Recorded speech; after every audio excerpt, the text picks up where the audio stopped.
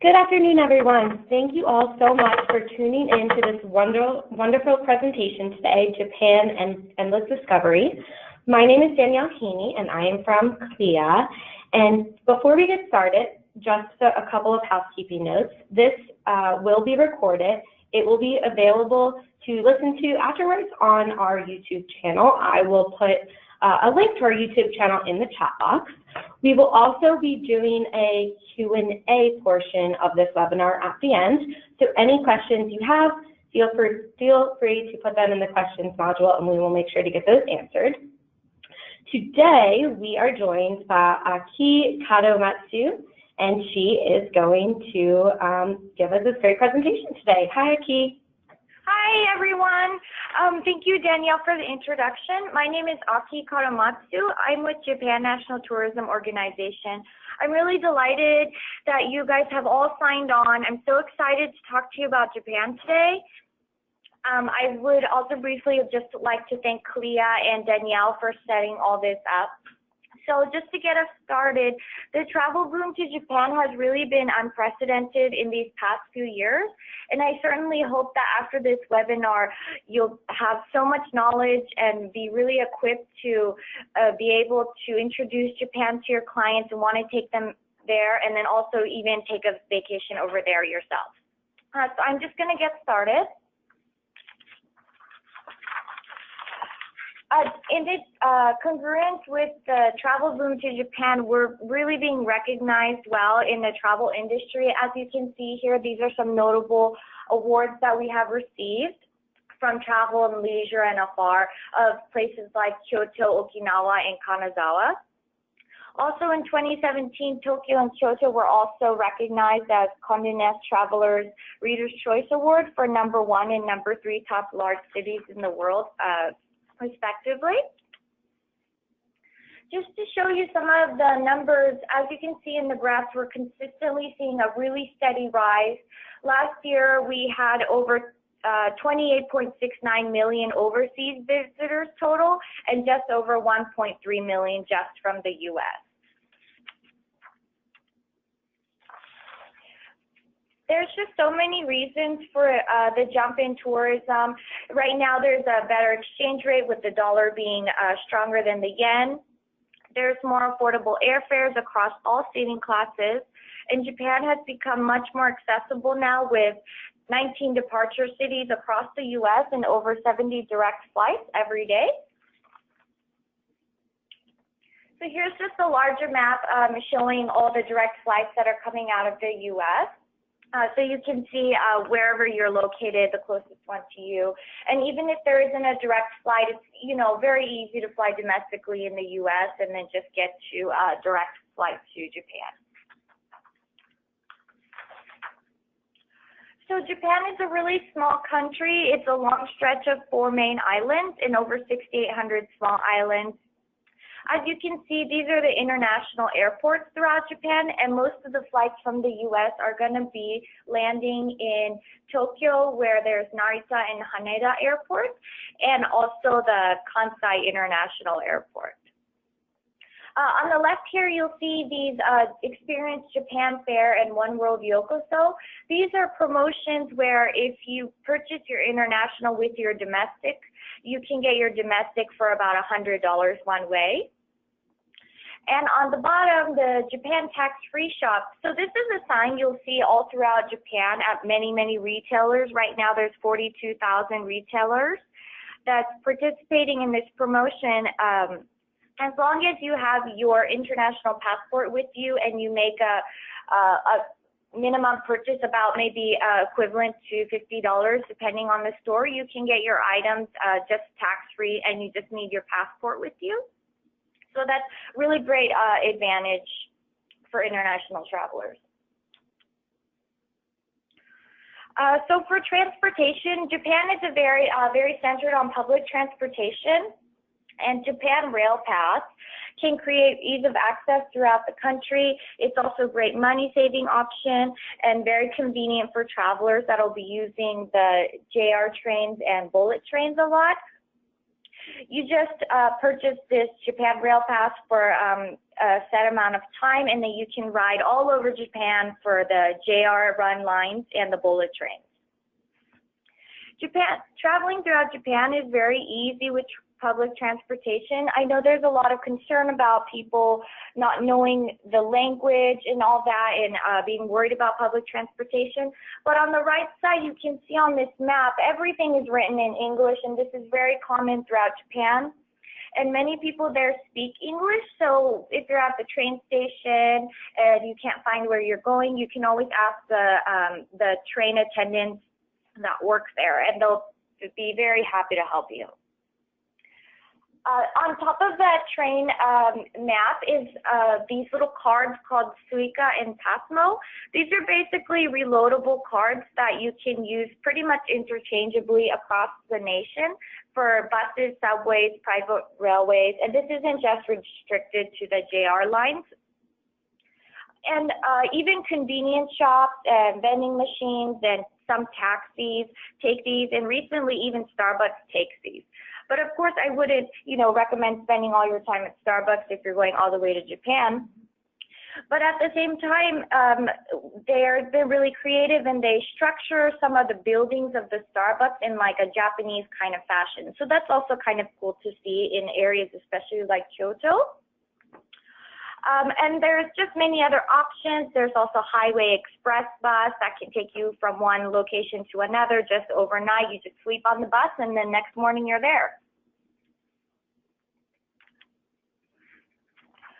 So a little bit about the bullet train. It has a really amazing record of only 54-second delay on average annually. It's very comfortable. It's frequent, punctual, advanced, fast, and safe.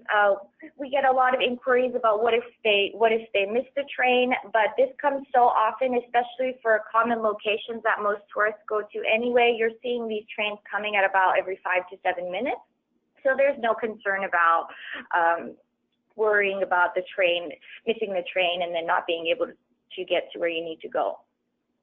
On the left side, you'll see it says the Grand Class and Green Car. So some bullet trains will have something called the Grand Class. On the bottom left page, the white chairs, this is the Grand Class. It's a little bit more luxurious for those that want to ride on this section. And then the right side is the Green Car, but I can definitely tell you from personal experience that the Green Car is just as comfortable. And then on the top map, it'll show you all these green colored red lines. This is where the bullet train runs, so you can definitely see that it's running throughout most of the country. So it's very, very convenient and can take you many places. So just to go over some of the really basic appeals of Japan and just basic things people are looking for in travel. For comfort, even though Japan can be an exotic destination, all the comforts of home are still available with the touch of a new setting, from 5-star luxury hotels to ryokans, which are Japanese inns. Japan has really, really great hospitality. They have something called omotenashi. They have this term coined for the way that they're supposed to welcome all guests and strive to make their stay as comfortable and enjoyable as possible. Japan is very, very clean. Even though there might be high traffic and so many people in a certain area, it's still extremely immaculate in all those areas. And then on the right side, the safety, you'll see a little picture that says koban. These are commonly located throughout Japan, and these are technically they're police stations, but you can even go there to ask them questions. They can help you if you're lost or anything like that. And Japan, just in general, is still very, very safe country. They've been named as one of the top 10 safest countries by Condé Nast. They have one of the lowest crime rates in the world. And myself, I definitely feel safe walking around, even if it's 10 at night in the streets alone. It's just an extremely safe country. So some of the experiences that you can, I know that traveling recently, it's not just about what you're going to see, but you also want to immerse yourself in the culture to really feel like you went to a different country and interact with the people there. In the middle, there's someone kind of scraping a stick on a wooden block. Those are actually lacquer chopsticks, kind of a really luxury experience. You can make these chopsticks and even take them home with you. On the right, we have ikebana, which is a flower arranging. That's a very kind of ancient practice in Japan, and that's something that you can participate in. On the bottom right, you'll see a calligraphy. You can do that. There's participating in tea ceremonies and also meditating in temples and such. And this is just a general idea of a few. There's so much more than just this one. So food is certainly a big part of the traveling world. Washoku, or traditional Japanese food, has been registered as a UNESCO Intangible Cultural Heritage. Japanese food is really simple, and it uses really fresh ingredients and does their best to bring out the natural flavors of those ingredients. The presentation of Japanese cuisine is also really methodically executed, so your eyes and your stomach both get to enjoy the meal. On the right, you'll see that Tokyo is the #1 city in the world with the most Michelin-starred restaurants. They have 234 Michelin-starred restaurants in the city alone. And Kyoto and Osaka also are awarded combined 191 starred restaurants. And here's a little bit of the food. There's also sake and ramen, and they have really meaty oysters if you like seafood. But definitely, I just want to mention that personally, I don't get to eat at Michelin star restaurants, but just the regular restaurants can definitely guarantee you really good food, and they also have great hospitality as well. So here's a little bit more food. On the top left, you'll see kaiseki, which is like a traditional Japanese food. Tempura, that's pretty common over here too, but I would definitely say that Japan makes it much better. And pork cutlets and dumplings. So we have a variety of accommodations, as I mentioned previously a little bit. We have these Western hotels for those of you that feel more comfortable that way. On the right top, there's business hotels for those that maybe are going for work and they just need a place to sleep and shower. These hotels are, even though this one looks a little small, I think they're really great. And then on the bottom, these are kind of like the Japanese in ryokan experiences. This is more traditional Japanese. I would definitely recommend going to these. The center picture is a little bath, and they have these for certain areas where they'll have a little bath attached to the room outside or inside also. And of course, there's also guest houses or minshiku if you want that kind of experience. Here's some newly open and coming soon hotels. With the 2020 Tokyo Olympics coming up, Japan is really vamping up their hotels experience. On the left side, you can see many luxury properties are coming, like the Ritz-Carlton and Park Hyatt in more locations. And the pictures on the right are the Conrad Osaka that just recently opened. This is a very beautiful property. We also have some new luxury trains. These are kind of described as hotels just rolling through nature. They have, this one is Shikishima, and this one runs through the northern part of Japan. They have luxury and deluxe suites, and the courses are about 4 nights, 3 days, a little short, but definitely gives you a great experience. On the bottom is an example of what the suite looks like. They contain dining, lounge, and observation decks, so I think this is a great experience. There's also the Mizukaze Twilight Express. This one goes throughout Western Japan. They have, this one has suites, but they also have the twin and single suites also. And then you'll see the dining suite over there on the right.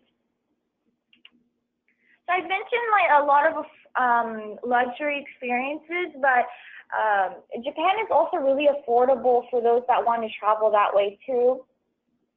Like I mentioned, we have the tax-free promotion. There's budget accommodations, transportation passes, like the Japan Rail Pass. There's sightseeing discounts for foreigners. And the 100 yen shops, these are like dollar shops over here, but they have really good stuff.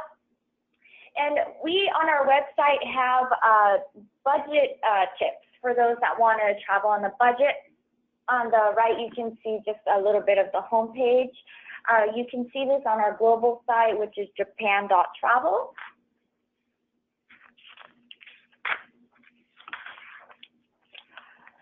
So in Japan, we have, although I'm in LA where the season is the same all year, Japan's weather is kind of more comparable to the East Coast. We have definitely seasonal changes. The cherry blossoms are blooming from late January in Okinawa down in the south, all the way up to the north in Hokkaido about early May. The fall leaves change colors from north to south from September to early December. On the left, we have a great picture of what the cherry blossoms look like. The top right is kind of the summer, which is very common for fireworks festivals and just festivals in general. On the bottom left is the fall colors. It's really beautiful. They have these red and then yellow, and that's also a really great time to go. It's a little bit of a lower season, so for those that want to enjoy some a little bit less crowded time, that's a really nice time, and the temperature is good and mild. And of course, on the bottom right, they have snow, which makes it a great place to see these kind of beautiful winter wonderland type places. So for first timers, the Golden Route is the most recommended. It's about a 2-week plus trip, and you'll go from Tokyo, the high-tech and modern side of Japan, see the iconic Mount Fuji, soak in some hot springs in Hakone, take in the historical roots of Japan in Kyoto, and enjoy some great food and whiskey in Osaka. And of course, explore Hiroshima with its natural beauty and World Heritage sites. So I'll go over these locations a little bit. For Tokyo, this is the leading city for business, fashion, shopping, and pop culture in Japan, and also I think around the world. It's unique because it blends the old and the new world culture. There are great things to enjoy. I'm going to mention some things that are in the pictures. The Asakusa area, the Tokyo Sky Tree. There's also, not pictured here, but the Edo Museum, and you can also watch the famous sumo. Ginza and Shinjuku areas are very popular for shopping. You can even visit the Imperial Palace pictured here. The royal family even still lives there. In Hakone and Mount Fuji, they have really picturesque natural Japanese scenery. You can enjoy hiking, golfing, horseback riding, visit an open-air museum, and they're known for their many hot springs. Mount Fuji is the symbol of Japan. I would definitely recommend going to see it. On the bottom left, you could even ride a Hakone ropeway, which goes over this famous volcano area. And yeah, so going to the next for Kyoto. This is the former Japanese capital city. They have over 1,200 years of history. There's even over 1,600 temples and shrines, in addition to 17 World Heritage sites in the city. They have the Golden Pavilion, Nijo Castle, and Kiyomizu temples. And on the bottom right, you can see you could even rent these kimonos and then walk around town like this. On the bottom left is the No Theater. This is a great experience. It's a very older Japanese tradition. and they wear these masks and great costumes and put on a show. You could see this in the Kyoto area. And then the Fushimi Inari on the top middle, I'm sure if you've seen Memoirs of a Geisha, this is the scene at the end of the movie where she's walking. There is lined with just many torii gates, and this is definitely a great spot to go to. So this is the Kyoto Nara area. That is a picture of me with the deer. The Todaiji temple on the left is a massive temple, and the Buddha statue pictured there, I know it looks a little small, but it's incredibly huge, and that is inside the temple along with some other statues of God.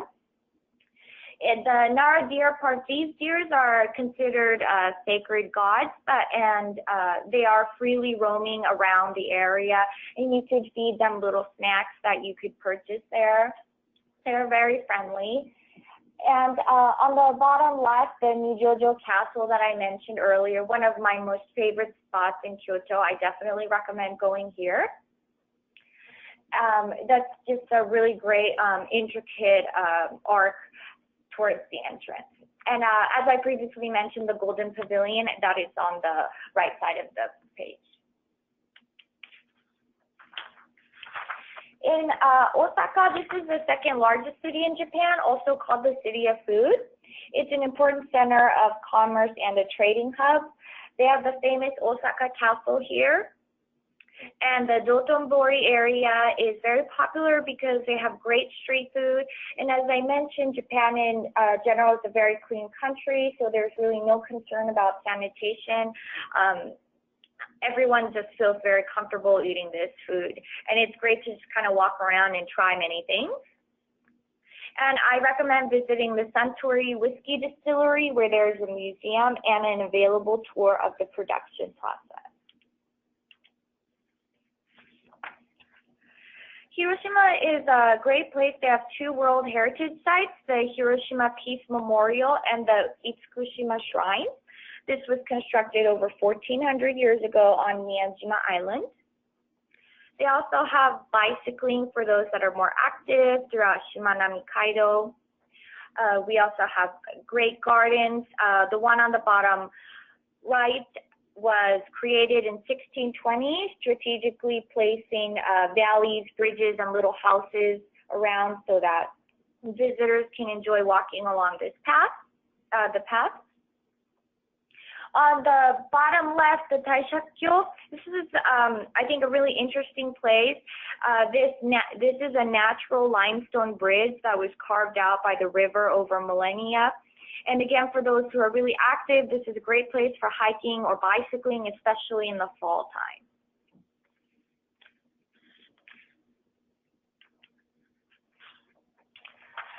So, one of the great ways to go around Japan is by cruising. It is an island nation, so there's just so many ports and really easy access to many of the places that I mentioned just by ship, and then you can just have excursions in these areas. And I'm going to go over some of the main areas and what kind of excursions they have to offer. So Hokkaido is the second largest island. It's the northernmost island. It's a seafood haven. There's many forests, lakes, wildflowers, and bubbling natural hot springs. Summer is really pleasant for outdoor activities as the climate up here is pretty mild. And while in the winter, you can enjoy winter sports such as skiing and snowboarding. They also have a lavender festival in a place called Furano. They have a romantic port town in Otaru. On the left side, there's a picture of all these warehouses. This is the Otaru Canal area. It's kind of known as the romantic area. They have a $1 million night view in Hakodate on the left bottom. You can get up there by a ropeway and see a great view of all of the city at night. And don't forget to try the Sapporo beer, which originated here in Sapporo, Hokkaido. And since you're on vacation, there's no one there to judge you if you start drinking from the morning. The Sapporo Snow Festival, it's of these colored castle-looking picture. This is kind of fun because it's a snow festival where all these people, they compete with their snow sculptures, and entrance is free just to walk around and see all these massive sculptures. So that's definitely an experience that you wouldn't want to miss. We also have great national parks up here in this area. On the right is the Hakone National Park. And we also have the Kushiro marshlands for red crowned crane spotting. These are very rare, only found in East Asia, and there's a high concentration in this area. They are naturally living, but you can just see them in their natural habitat. And also, the Niseko area here is also commonly visited by skiers. It's a great place to engage in those winter sports up there. So Tohoku is right underneath Hokkaido. It's the northern part of the main island. It consists of 6 prefectures. They have beautiful mountains, rivers, coastlines, rice and vegetable fields, rich samurai culture, traditions, and a lot of famous local products. A fourth of Japan's rice is produced in this area, and sake is made from rice. There are many breweries.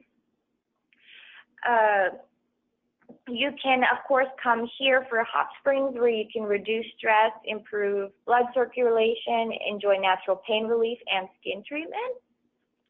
This area is famous for 3 big festivals in the summer, and one of them is pictured here on the top left. This is called the Aomori Nebuta Festival. They have these massive floats that go around the city, and you could definitely see that. There's a Kanto Lantern Festival in Akita area and a Tanabata Star Festival in Sendai. On the right, you'll see in Iwate on the top right picture, this is a limestone cave. I think that's a really great place to visit.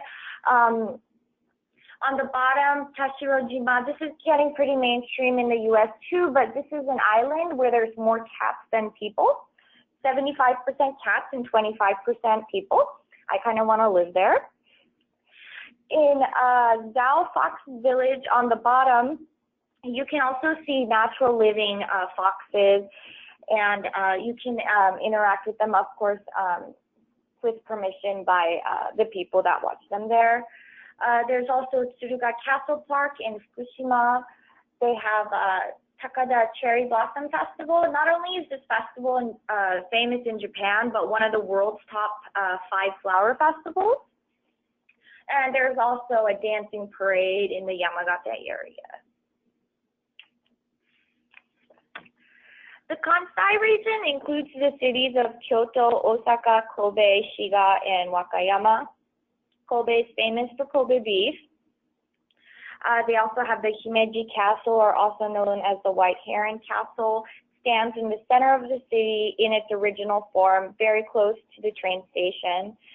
And so it's very easily accessible. Mount Koya is located in this area, the center of a Buddhist sect called Shingon, and it was introduced by Kukai over 1,200 years ago. When you arrive at the top of the mountain by cable car, you can see the Holy Temple Village, kind of like Machu Picchu, where there's over 100 temples. And even in about half of them, you can stay in them and participate in practices such as meditation or other spiritual practices.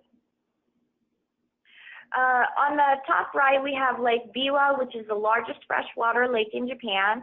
You can enjoy swimming, canoeing, kayaking, and do a little cruising in this area.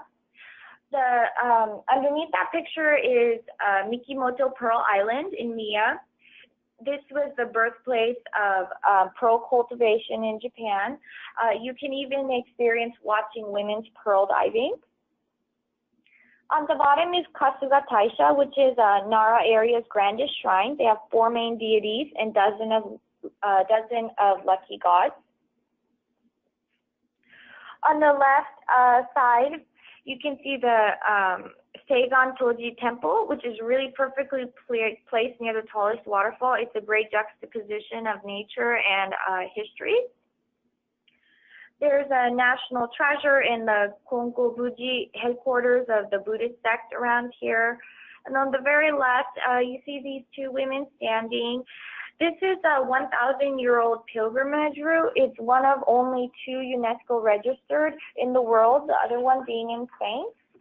So it's really special and really it's well recognized and a preserved tradition. It's a really spiritual area, and there are 7 types of routes. So for those that want to take a coastal route or do a little bit more tougher route, there's a mountainous route, and then Koyasan is the end point. So finally, the Shikoku Excursions. This area is famous for the 88 Temple Pilgrimage, the most famous one in Japan. It's a 745-mile loop around the island of Shikoku. It's a walk from temple to temple, visiting the holy site of Kukai.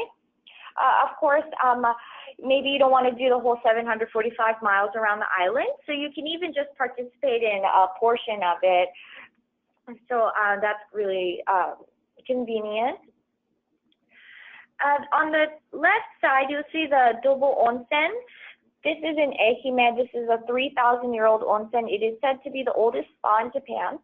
The building it is today was built in 1893. If you've ever seen the famous Spirited Away movie, the movie's location was based on this very ancient hot spring area.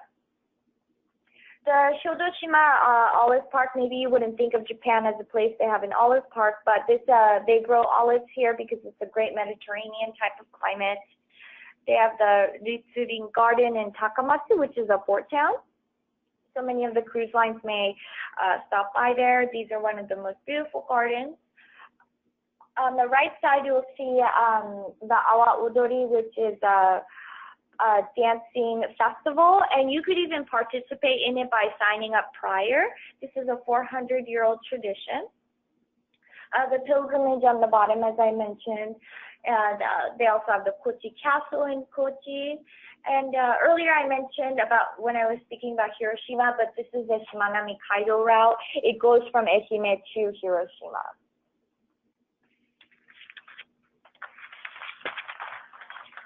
So one of the best ways you can keep updated on Japan and have all the information is you can become a Japan travel specialist.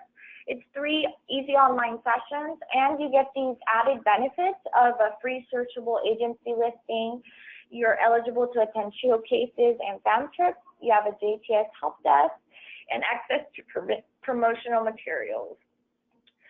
To register, you can go to this link, www.japantravelspecialist.com. And at the bottom, we have an email for questions, jts@us.jnto.go.jp. If you want more information on the destinations I talked about and even more places, we have great websites. The left is our US website. That's a great resource. You can even request brochures there if you need them for clients that are visiting Japan. On the right, we have the Japan.travel site, where this is our new global website. It has recently been revamped. That's a great place to get ideas about what kind of itineraries to create. We have 2 offices. I'm from the Los Angeles office, and we take care of everyone from the left of the Mississippi, and our New York office can take care of those that are on the right of the Mississippi. You can always call and email us if you ever have any questions. So thank you for listening. That was just a lot of information crammed in a short amount of time. There is a Japanese saying called "hyakubun wa ikken ni shikazu," which literally means that seeing once is better than listening 100 times. So no matter how many times you watch these webinars, although I really appreciate you listening, I would definitely recommend going to see everything that I talked about and even more for yourself.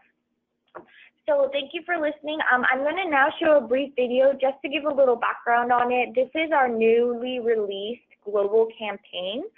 It's to grab so many people's interest by showcasing that Japan has not just these temples and shrines and castles that you commonly hear about, but a lot more to offer. Like they have adventure, luxury, cuisine.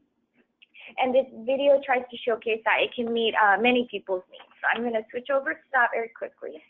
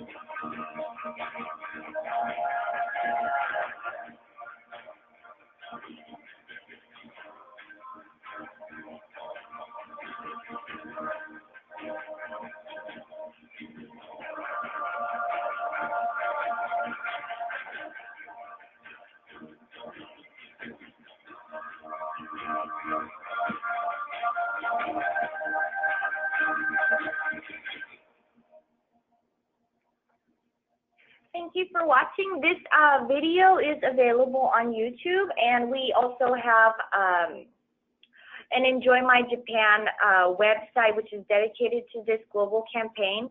And when you get to the website, you can even make your own video. It'll create a video for you based on your specific interests. So Danielle, I want to pass it back to you if we want to take some questions.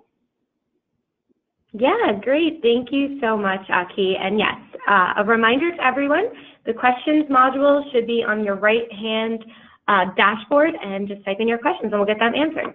So the first question is from Tunisia, and she wants to know, do all of the airports offer transfer services?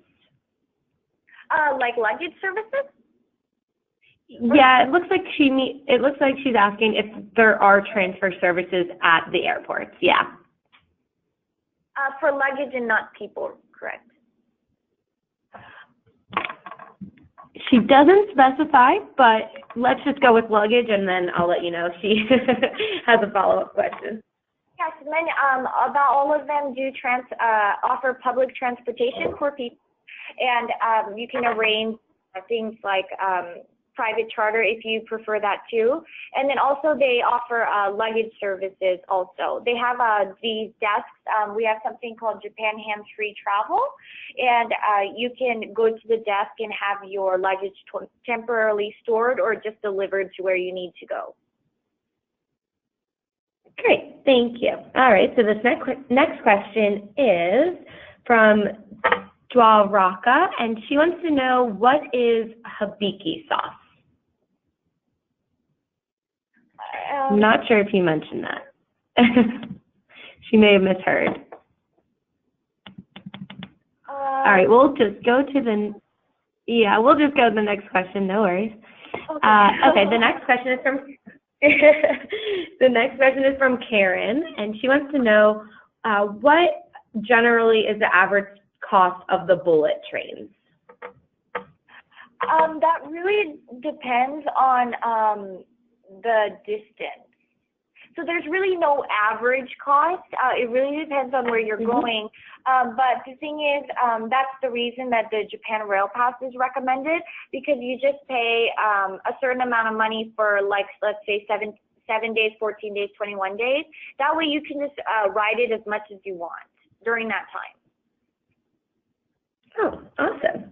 We do have a couple people asking if you could put up the slide with the websites for the Japan travel specialist, just so that they can write down those URLs.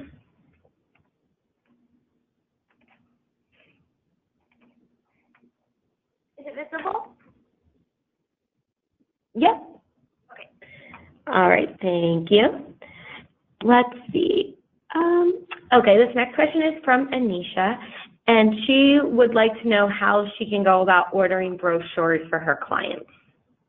Oh, yeah, sure. So if it's okay, I'm going to move on to the next slide very quickly.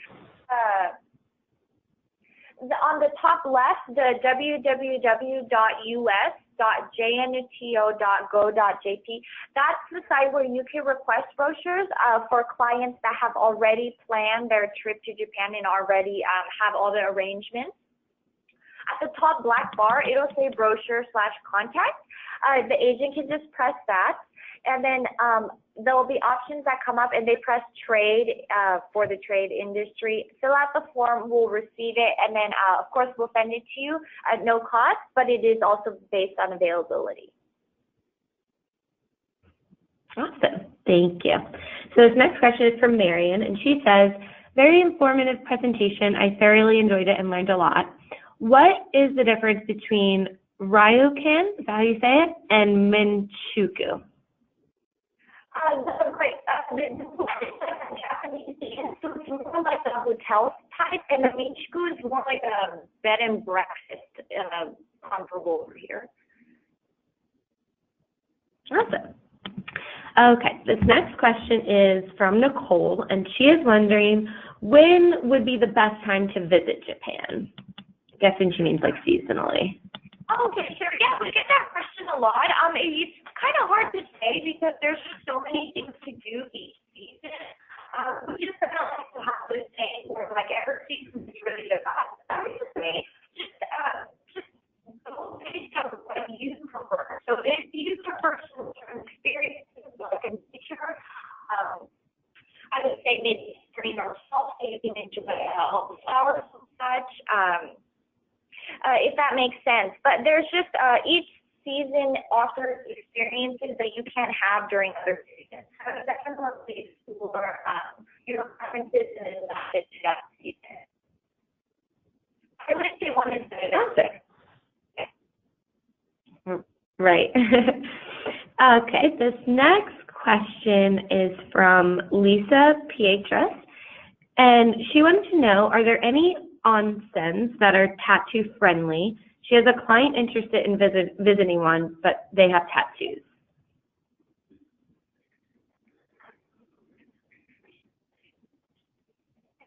I'm not sure. Hold on 1 second. Yeah. I'm going to have my colleague Kay Allen. She's a senior marketing specialist here at JNTO LA office, and she's going to answer this question. Hi. Perfect. Thank you. Sorry to butt in. No worries. Tattoo question.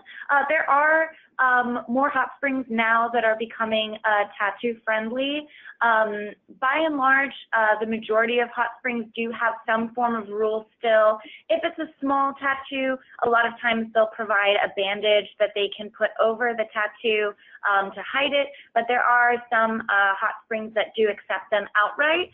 These tend to be the hot springs that see a lot more foreign tourists visiting them.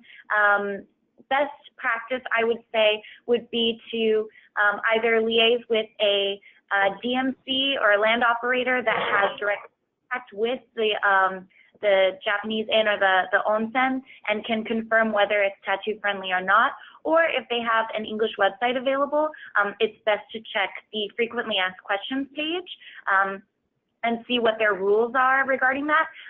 Typically, if there isn't anything listed stating outright that it is prohibited, then you can assume that it's okay. Awesome, great. Thank you so much. Okay, it looks like that was our last question, so we'll do one last call for questions. I did want to say thank you so much, Aki, for presenting today. I know that our members and myself found that so valuable, so thank you again. And just also a quick reminder, again, it will be recorded and can be found on our YouTube channel that I put in the chat box. And I will also put my email address in the chat box if you have any follow-up questions. So yes, thank you so much, Aki, for joining us today. Yeah, thank you so much. Thank you, everyone who attended. And of course, again, we're here as a resource for you. So please feel free to contact either the Los Angeles or New York office whenever you have any questions. And please feel free to view our website. I'm just going to skip back quickly to the JPS site for those who just want to jot it down last minute. But thank you all. Thank you, Danielle, for setting this all up. Thank you so much, Aki. Hope you have a great day. Bye, everyone.